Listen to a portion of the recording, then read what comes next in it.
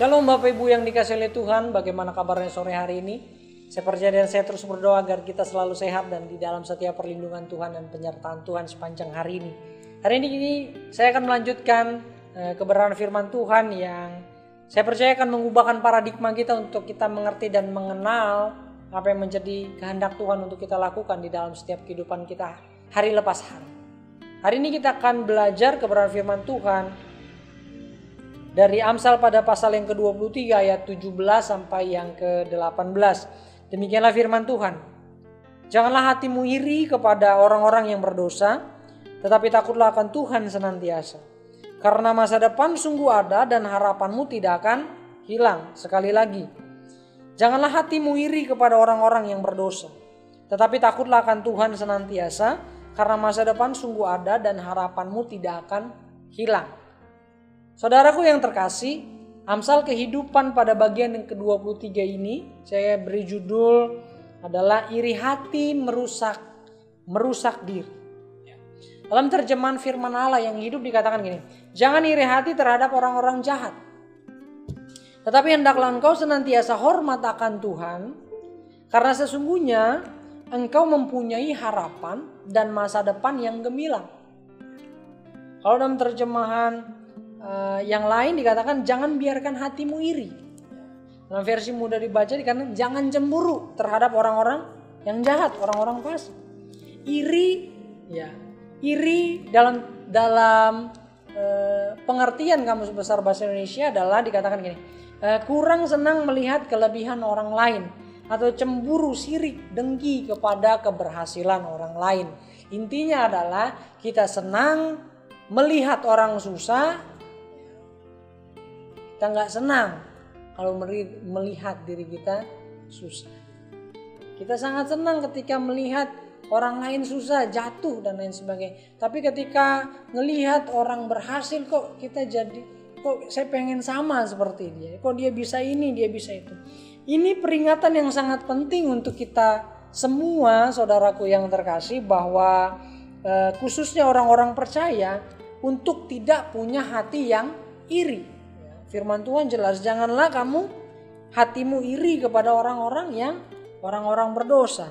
Kenapa hati kita bisa iri? Yang pertama, karena adanya pembiaran. Hati kita dibiarkan untuk tetap iri. Bukannya pemberesan, harus dibereskan secara langsung. Enggak, ini ada pembiaran yang kita lakukan. Sehingga hati kita bisa menjadi iri kepada orang lain. Yang kedua, mengapa hati kita bisa menjadi iri? Karena kita nggak puas terhadap apa yang kita miliki. Kalau orang lain punya mobil baru, kita punya mobil yang lama atau belum punya mobil, kita pengen samain seperti orang lain. Atau kita punya tetangga punya motor baru bagus dan lain sebagainya, kita masih punya motor dalam tanda kutip butut, kita pengen beli, padahal kita nggak mampu untuk membeli tersebut. Akhirnya kita ngutang sana ngutang sini untuk cari pinjaman dan sebagainya. Atau handphone, banyak handphone baru ya, dengan puluhan bahkan sampai puluhan juta sekalipun. Kita iri sama orang-orang yang demikian. Kita banyak ya. Akibat daripada iri hati itu ada di dalam surat Yakobus. Kita akan membukanya, Bapak Ibu yang dikasih oleh Tuhan. Surat Yakobus pada pasal yang ketiga, ayat yang ke-14 sampai yang ke-16. Ini adalah akibat daripada iri hati. Saya bacakan, jika kamu menaruh perasaan iri hati dan kamu memendingkan diri sendiri, janganlah kamu memegahkan diri dan janganlah berdosa melawan kebenaran. Ayat 15, itu bukanlah hikmat yang datang dari atas, tetapi dari dunia, dari nafsu manusia, dari setan-setan. 16, sebab di mana ada iri hati dan mementingkan diri, di situ ada kekacauan dan segala macam perbuatan jahat. Jadi akibat daripada iri hati, yang pertama, kita selalu mementingkan diri kita sendiri. Kita gak peduli dengan orang lain. Mau orang lain susah kita bodo amat. Yang penting gua senang, yang penting saya senang. Kita gak pikirin lagi orang lain. kita mikir diri sendiri. Jadi pusat daripada kehidupan kita bukan lagi kepada Tuhan, tetapi pusatnya adalah diri sendiri. Lalu lanjut, mementingkan diri sendiri. Janganlah kamu memegahkan diri, karena dari iri hati kita akan berlanjut kepada kesombongan pribadi. Kita udah punya ini, punya itu, punya ini, dan lain sebagainya. Dari memegahkan diri, janganlah berdosa melawan kebenaran, berdusta.